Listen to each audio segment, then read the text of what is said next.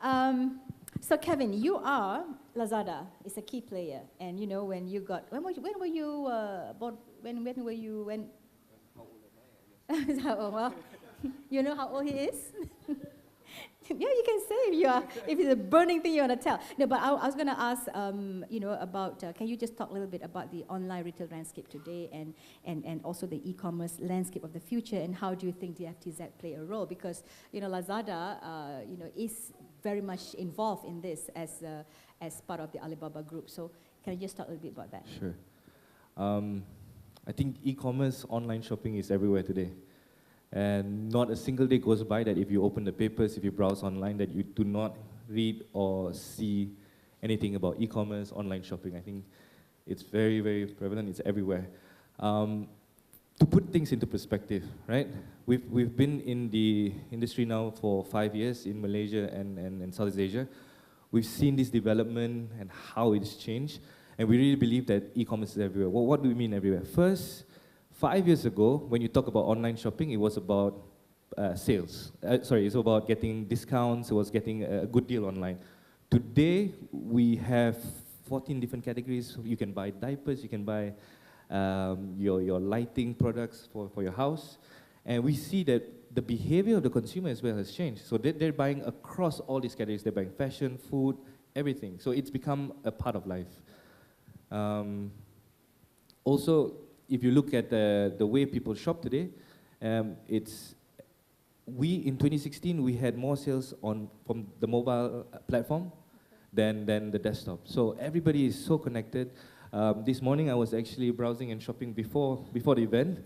I think you can shop while you're in the lift, you can shop while you're taking a ride, you know, it's everywhere. So in this region, do you think that we have reached an inflection point of e-commerce uptake?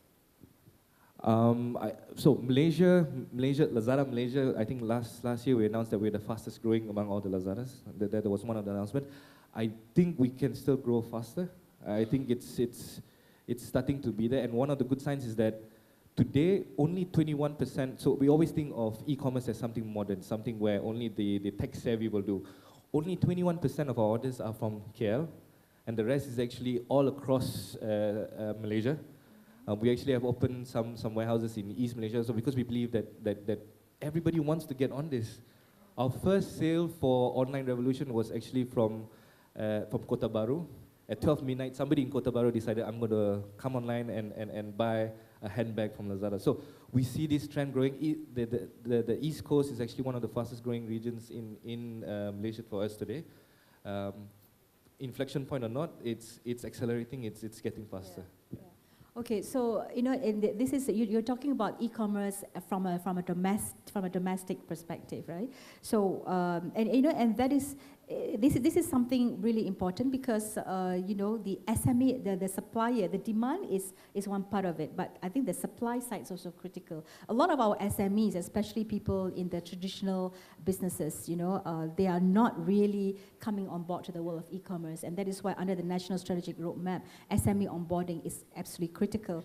But for the DFTZ, we are taking this one step further, which is to ensure that the people who have been in e-commerce before, now they want to do cross-border. Now, if you look at some statistics that Alibaba shared with us, you know that they do more than 460 billion of GMV on all their various platforms globally, right?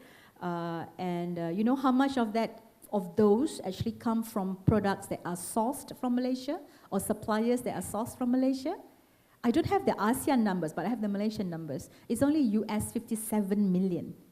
And do you want to guess what are the top 3 products from Malaysia? You want to guess? Top 3 products. Come on, just make one guess. Durian, number 2. Not number 1. I was surprised too. Number 2. You know what's number 1? Old Town White Coffee. Yeah, I know, right? Yeah, I like Old Town White Coffee. And number 3, in the top 3, to make up the top 3, is Julie's Biscuits. You imagine, right? So, but it's only 57 million, so there's a lot of opportunity. So I want to move to CC, right? And you're an SME yourself, and you deal a lot with SMEs. So do you think our SMEs are what do our SMEs need to do to prepare? The government is doing all these things, right? But at the end of the day, if the SMEs do not rise up to the challenge, then it's just not going to work. So what do you think? Can the mindset be changed? I think, first of all, most of the SME have to accept the fact the world is changing, environment is changing, everything is changing around us. So mindset change is number one. And I think when this DFTZ was mentioned and introduced and launched, there were many SME having a lot of negative attitudes about how this is going to be affecting the business. But I think we have to accept the fact that SME today, you can't confine your market in your own country, where we only have 30 million people, or slightly more. But look at the entire ASEAN, we have 6 billion people, yeah? Look at China, look at Middle East, look at Australia. If you put all this together within 8 hours of flight from Malaysia, we have the best infrastructure here in terms of flights, roads, and sea port. Within 8 hours, we reach 2/3 of the world. The market is just within 8 hours of flight. Now we have to see how we can reach out to those markets. Maybe SME, many people think that I'm too small, I can't do it. Why can't you do it? There are many ways of doing it. You can't do it by yourself. But first of all, are you accepting the fact that you have to change? If you're prepared to change, there are so many opportunities around. I think we just have to expose ourselves. We have to get involved in a lot of activities, get to know people, get people to find you. If you have the best service, you have the best products in your country, why can't you reach out to the world? I think that's very important. We've got to be very, very open-minded, and we have to open up. Yeah. So, as we go around and do outreach with all SMEs, you say, you're right, there are a category of the SMEs who are very threatened. They're saying that, you're going to open up the doors for more products to come into Malaysia. But I think what we say to that is that, we are we're not big enough to be an insular economy. We have to be part of the global trade. And, if you think about products that will be coming out of wherever, China or wherever, if they are good products from any of the country, it will find its way into Malaysia with or without DFTZ. But there's also another group of people who are ready, who are dying to export, but were just not able to do it because of the complications. And and I'm always a half glass full person. But when I speak to some of these people, they are people from. We have done this program called e-Usahawan. It's been going around for two years now, and it's really transforming lives in the rural areas. We have got people, housewives, and this is just somebody I met over the weekend, a housewife in Malacca who was never done, online business before, but then came into our e-Usahawan. In just less than 1 year, her income came from a few hundred a month, became to about 20 to 40,000 a month. And now her product, she's got this beauty product, she's very excited to go on board to DFTZ. So we have like these two schools of thought, right? So I'm going to move to Ganesh right now. So Ganesh, you are no stranger to this world of to this world of innovation, one of the pioneers in the country, to have started up and to have exited. So you always talk about something which you call commerce tech. Do you want to talk a little bit about that and how, in the context of DFTZ, where do you think the opportunity is? Sure. I think while there's opportunity when it comes to SMEs, but there's also a very big opportunity for what I call enablers, right? And enablers in the commerce technology space, right? Now, just to give a bit of a background, when I actually was in Hangzhou about 2 weeks ago, and I had the opportunity to visit the DFTZ. The Hangzhou DFTZ. Yeah, it's called the eHub, the Hangzhou the pilot e-commerce hub. Sorry, yeah. I think one of the things that I learned from there is that the DFTZ is not just about a warehouse, right, that can have quick delivery of items. Actually, in Hangzhou, the DFT, their version of DFTZ or eHub has actually two platforms. One is the warehouse. The second is actually a physical retail store, an actual physical retail store where you can actually go, and there was actually a durian package there, and you could actually, there's QR codes on the store. So on the durian package, you can go take your handphone and barcode it, right, QR code it, and then you can actually get the durian delivered to your house anywhere in the world. Yeah. So in our version of the DFTZ, because we actually, we actually learn a lot from what they're doing. So KL Aeropolis will have this, what we call O2O, offline to online, right? So it will also have this kind of offline or physical presence. But what we want to do is that the physical presence, Bandar Malaysia, the KL Internet City, will also be the hub where this, where the presence will be. But it doesn't only have to be limited. The physical presence can be anywhere. Eventually you may want to be able, hopefully we see this kind of physical presence across the country. But yeah, please continue. Yeah. And in addition to those two platforms, there actually are 6 services components. Some of the services components are financials, security, logistics, marketing, right? So these are basically all the enabling technologies that help empower the local SMEs and businesses to sell online, right? And I believe that, look, selling online is just not about selling on Lazada, right? We're moving towards not just an online to offline world, but we're moving towards an omni-channel retail world. When Jack Ma was here during the Global Technology Forum, right, one of the statements he made was that online, offline, and logistics puts together is the new retail. And if you actually look at the amount of innovation that actually has gone to retail over the last 20, 30 years, it's been not much. In fact, the last big business model innovation was actually the marketplace, right? And the marketplace was actually a business model that was innovated 20 years ago in 95, right? When eBay and Amazon actually started their business. So the commerce is no longer e-commerce, not online to offline, just commerce, because E is given, right? The commerce industry is ripe to be innovated, right? And that's where the next, I believe, innovation that's going to change the world is going to come from, right? And it's omni-channel commerce. This is another word, another term that's been used lately. So omni-channel commerce is not just online and offline, but even in online, you have marketplaces, you have even social networks, so people sell on Facebook. The EU-Sawan members sell on Facebook, for example. I was in Facebook. It's called social commerce. They're calling it social commerce. Yes. I was actually in Facebook a couple of months ago. So one of my friends is the head of M&A in Facebook. Right? And he told me that actually the amount of sales going through Facebook in Indonesia is actually bigger than all the marketplaces in Indonesia put together, right?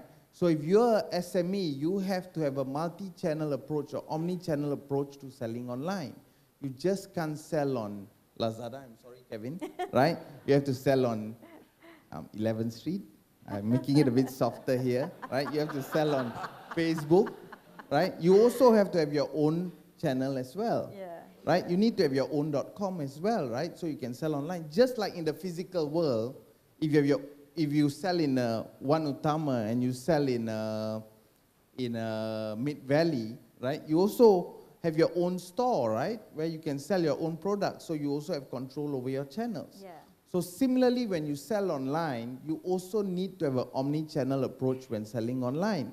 And the O2O component is one of those channels, right? Having a physical store with a QR code is one of those channels. And that actually opens up tons of opportunities for startups, right? What I call commerce technology enablers that actually help sell online. One of the challenges facing SMEs today is not the lack of technology. I've seen the amount of startups. I spend a lot of time with startups, right? And there are tons of startups with so many innovative technologies that actually want SMEs to use, but they have not been able to get SMEs to use. Why? Mainly because the SMEs and the startups talk different languages, right? One talks terminology and the other one just talks one single language. I want to make money, right? So, and that's actually where there is an opportunity, right? And I think the DFTZ, which promotes cross-border commerce and where the government has actually put an a platform and an initiative will catalyze that industry. And that's why I believe there's a huge opportunity when it comes. You know, I was in semi-retirement mode for 2 years almost, right? Since I left MOL and listed the company. And after 2 years, actually in December, I sat in Dato Yasmin's office where she invited a few entrepreneurs to brief us on the digital hub and also the digital free trade zone program. And when she actually briefed me on it, I said, you know what, this opportunity is too big for me to remain in retirement, right? So that actually pushed me out of retirement and actually made me start Commerce.Asia, because the opportunity of a lifetime, it's an opportunity too big to be missed. Yeah, so he's got KPIs, you know, he has to report KPI achievements to me now. But so you see, people always get excited about autonomous cars and AI. I'm not saying that those are definitely interesting and exciting, but e-commerce, although it's matured, there's still a lot more of mini S-curves for the innovation coming out of e-commerce. And with, you know, and previously, of course, the SMEs who are the adopters of this would get the benefit too, but the people, the enablers, right? People like you guys in this room, now that we are opening up e-commerce for Malaysia, which only has 30 million, in the past you will have to go and replicate it in multiple countries. But hopefully with our digital free trade zone, now we're going to open up towards global trade, first with China, and you know, why not? China is a 1.4 billion population. So why not with that first? So there's a big opportunity. So we only have 5 minutes left. So we can either go for just maybe 1 or 2 questions, or if we don't have questions, I'm going to ask the panelists to just wrap up. Any questions? Any burning questions? Going once? Going twice? No? Sure? So, okay, we don't take mobile calls. Okay, then why don't we just ask this one question? Yes.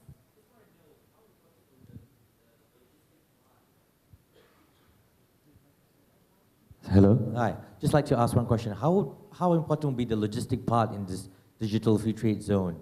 Because I think there will be a lot of players, or is that going to be open up to a lot of players in the? Because I think moving to one object to another will be quite a critical part. Okay, so the logistic component is very, very crucial. There are basically a few key components, three, yeah? One is the logistic component, and the other one is the platform, the virtual platform, and the other one would be the SME onboarding and other rest like enablers and so on. But the logistic component, we're looking at, I mean, Malaysia is not really in just the traditional logistic, which what we call container logistic. We're not. Our volume of trade right now is a third that of Singapore.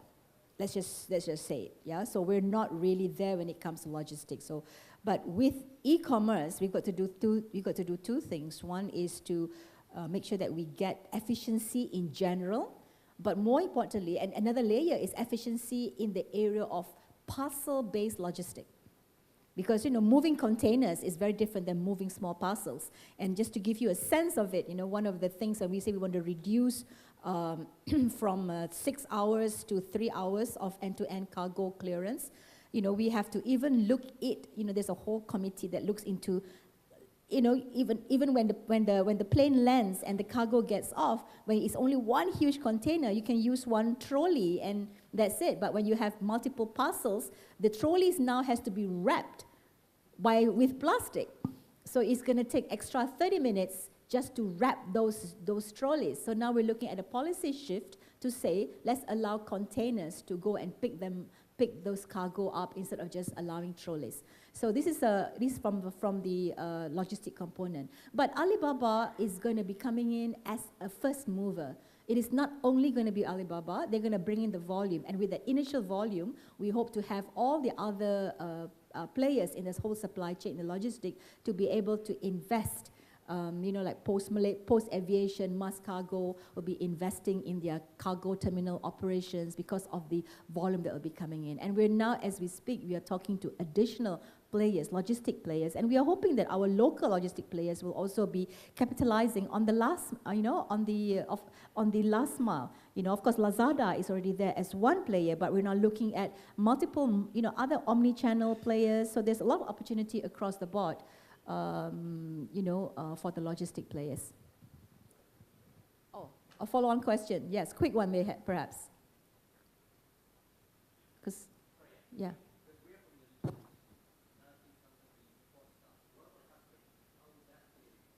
Yeah, customs is a key component in all of this. Customs is the number one stakeholder in the whole of the FTZ. Automating, doing pre-declaration of custom forms, allowing the platforms such as One Touch Alibaba platform to do some of the pre-declaration. So, this committee, by the way, this committee to get things done is actually chaired by the Prime Minister himself. So that, because it cuts across all the all those ministries and so on. Yeah, so I see people are getting nervous about time. Do I have to do a hard stop? Okay, I'm sorry, I have to do a hard stop. And it's been a pleasure to speak to you, and thank you so much to the panelists. I know you got a lot more things to say.